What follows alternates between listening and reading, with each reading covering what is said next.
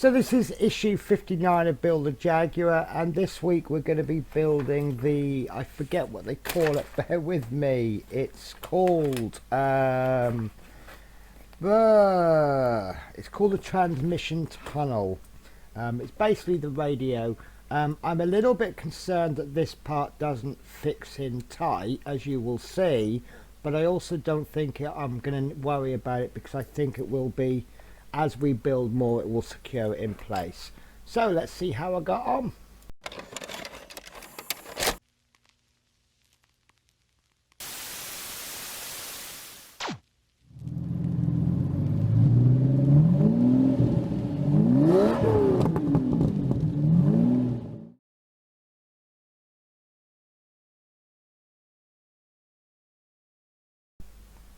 So, hello, welcome to stage 59, which is the transmission tunnel, and as always we'll start off with the parts check.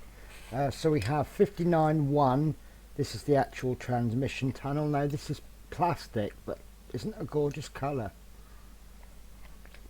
So part 2 is the speaker mount left. Now I think it's this piece, because this has got a flat bit on this side. There is another one coming which is the right, but as always, if it turns out to be the wrong way round, we'll soon discover that once we're actually building. So piece 3 is the speaker grills, and there's 2 of these, and these look like the middles you get in a garlic press. You know, when you place that bit in the middle, you put the garlic in and you squeeze it through. Don't use these for garlic, but that's what these are. That's what they look like. Piece 4, speaker bezels times 2, and that's these. And these are, believe it or not, they're plastic. And we'll pop those there. Piece 5. Now this is the one I mentioned earlier. This is the speaker mount right. So this has got a flat side here. It looks like it's got, notice it's got an angle, whereas this is rounded off, and this is why I thought the left and the rights were the ones that I thought they were. So you see they've got a rounded side there and a rounded side there. So I think this is piece 2 and this is piece 5, but obviously, as I said, if I've got that wrong, we'll figure it out towards the end. Piece 6 is the radio controls, which is this one here, and you can see you've got a volume and a tuning button. Very hard to see because it's got no sharp edges and it's very shiny. And then last but not least is the radio, and isn't that a thing of beauty? See if I can get the focus in. So it's only long wave and medium wave, because that's all you had back in those days. No FM, no DAB, no CD players, just the long wave and medium. So, and then we also finish up with 2 JP5 screws. We did receive 2, but I've just, normally we get 1 spare, so I've taken the 1 screw out and I've put the other one in my screw pot. So now they tell us to lay the parts provided, and the hardest bit is going to be laying out the speaker sides, and I think that this is the correct way to lay them out. Again, if we get this wrong, we'll soon figure it out as we're building. So we have speaker bezel. Oh, we also have the radio there. So they're asking us to lay them out like this. So we have speaker bezel, speaker grill, speaker mount left. Sorry, you can't see all of that. That's my bad. Right. So speaker bezel, speaker grill, speaker mount left, transmission tunnel, speaker right, mount right, speaker grill, speaker bezel. So the first thing we want to do is take our speaker mount. Now you'll notice that there are 3 tabs in there and 3 holes, and this is just a push fit connection, and this is exactly where you'll find out if it's right or wrong. You see that you've got the shape there,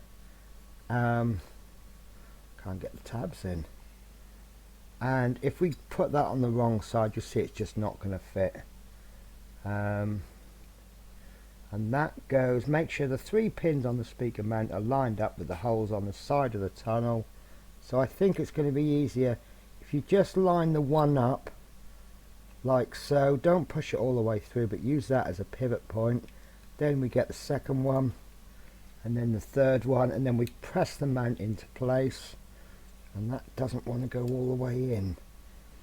Is that on purpose, do you think? Right. Okay, let's see how this goes.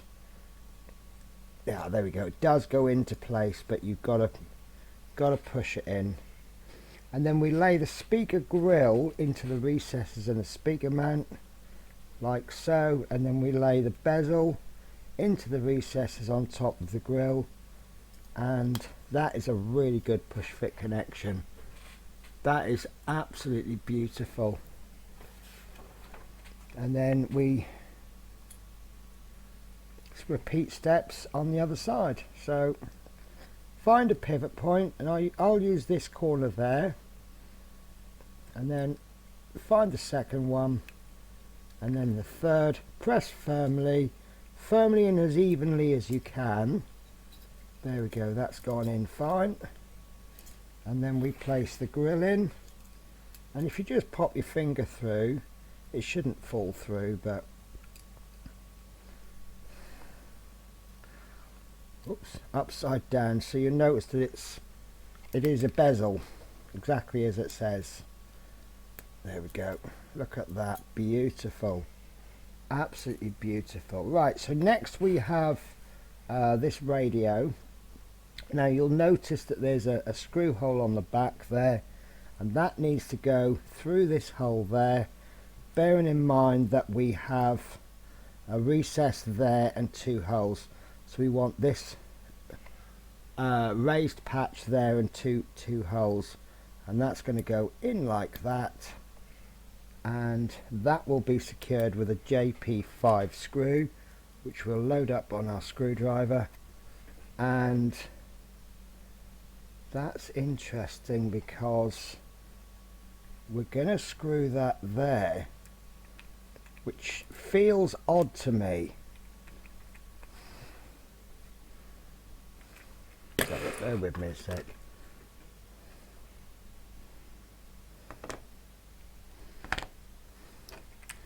Once again, my screwdriver is playing up.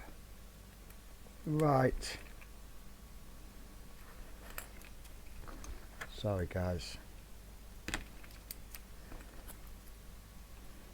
Right, the reason this feels odd to me is we're not actually securing this piece to the radio. As you can see, we can still rotate it. And that is actually, oh, we need to place this in, right, okay, maybe this will make sense now. So we need to place this into there. So you see we've got this small cutout there, and